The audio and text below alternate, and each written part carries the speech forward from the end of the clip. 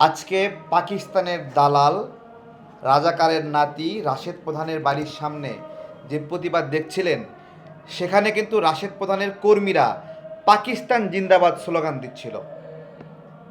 অদ্ভুত দেখেন, এই স্বাধীন বাংলাদেশে পাকিস্তান স্লোগান দেয় এরা। এবং এই রাশেদ প্রধানের বাবা গমির উদ্দিন প্রধান, তার পরিচয় কি? সে পাকিস্তানের মুসলিম লীগের নেতা ছিল এবং 1971 সালে তার নেতৃত্বে এই মুসলিম লীগ পাকিস্তানের বিরুদ্ধে, পাকিস্তানের পক্ষে অবস্থান নিয়েছিল।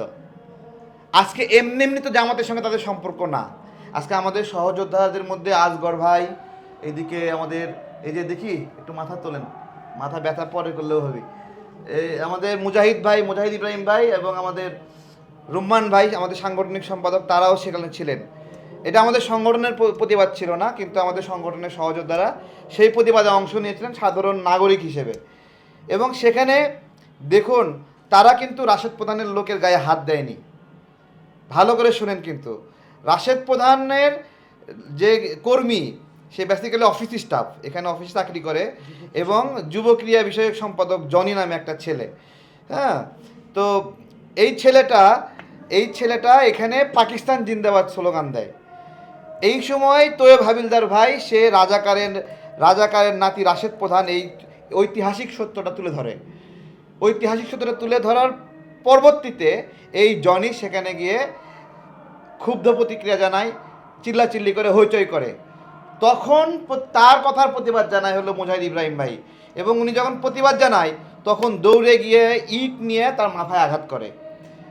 আমি ছবিটা কমেন্টে দিয়ে দিব, অনেকে ভাবলেন যে আবার ব্যান্ডেজ লাগাইয়ে করছে। আমরা আবার মুরগি টুরগি জবাই করে লাগাই দিইনি, দেখেন সাদাই আছে, সমস্যা নাই, বেশি রক্ত বের হয়নি। কিন্তু মাথায় যে আঘাতটা করছে, সেই আঘাতটা কতটা ভয়ঙ্কর, একবারে সরাসরি পুরো একটা আস্ত ইট আঘাত করতেছে সেইভাবে। তো আমার আমার বন্ধুরা আছে এখানে। রুম্মান ভাই, মুজাহিদ ভাই, কী হয়েছিল বা কী অবস্থা? পরে তো আপনারা মামলা করতে গেছিলেন, আমি শুনছিলাম। মামলা নিয়েছে কিনা বা সার্বিকভাবে একটু আমাদেরকে জানান বিষয়টা। আসলে এই প্রতিবাদ ছিল এটা জাকপার রাশেদ প্রধান।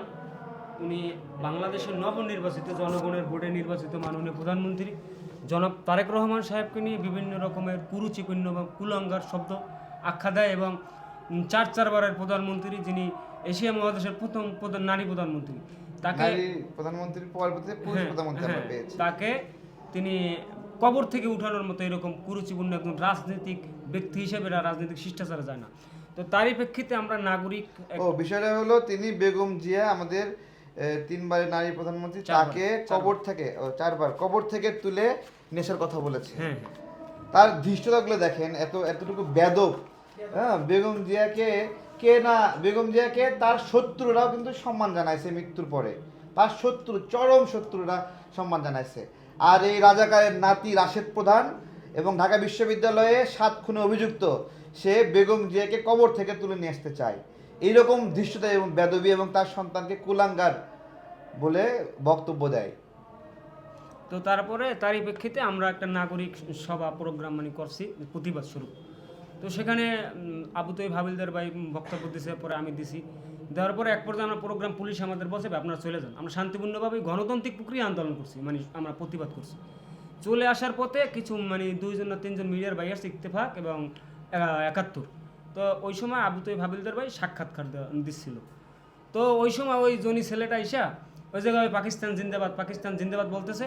পরে যখন হাবিলদার ভাই ভিডিও সাক্ষাৎকার দিচ্ছে, ওই সময় উনি বলতেছে, আপনি রাজাকার বললেন, তুই কারে রাজাকার বললি, আবু তৈব হাবিলদারের বলতেছে। তখন আমি বলতেছি, এই বেটা তুই কারে কি কস, এটা তুই সর, পরে যা কথা কথা বলতেছে, এই জায়গায় তুই এইরকম কথা বললে এটা হয় নাকি? পরে তোর দেখলাম। পরে আমি পিছনে যাওয়ার পরে আবার তো ভিডিও সবাই দেখছেন। পরে দৌড়ে ইট নিয়ে আসি, আমি পজিশনে দাঁড়াই রয়েছি, আমি কিছু করিও নাই, দাঁড়াই রয়েছি। পরে ইট নিয়ে মাথায় আঘাত করছে।